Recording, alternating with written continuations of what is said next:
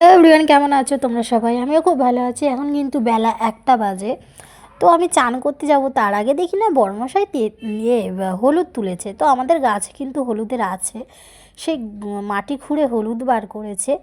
এই হলুদ জানো তো, কাঁচা খেলে না খালি পেটে সকালবেলা খুব ভালো, আর বিশেষ করে বাচ্চাদের খাওয়ালে খুব ভালো। কিন্তু আমার শিবম তো ওরম খাবেই না, মানে মুখে চিবিয়ে খাবে না আর কি, বুঝলে তো। কিন্তু যেটা উপকারও সেটাই খায় না।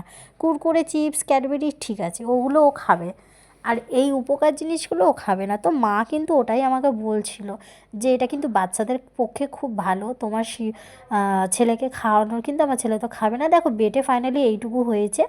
তো আমি এটা কিন্তু এখন ভালো মতন মুখে লাগাবো, দেন 5 মিনিট রেখে আমি স্নান করতে যাব। হ্যাঁ, তোমরা এখন ভাবছো আমি হঠাৎ কেন হলুদ মাখছি।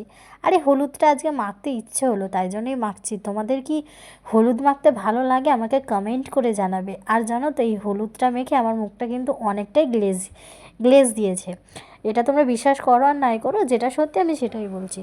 তো চলো, ভিডিওতে ভালো লাগলে অবশ্যই কিন্তু লাইক করবে, আর ফেসবুক পেজ থেকে নতুন হয়ে থাকলে ফলো করবে, আর ইউটিউব চ্যানেলটা আমি দিয়ে দিলাম, প্লিজ সাবস্ক্রাইব করে রেখো।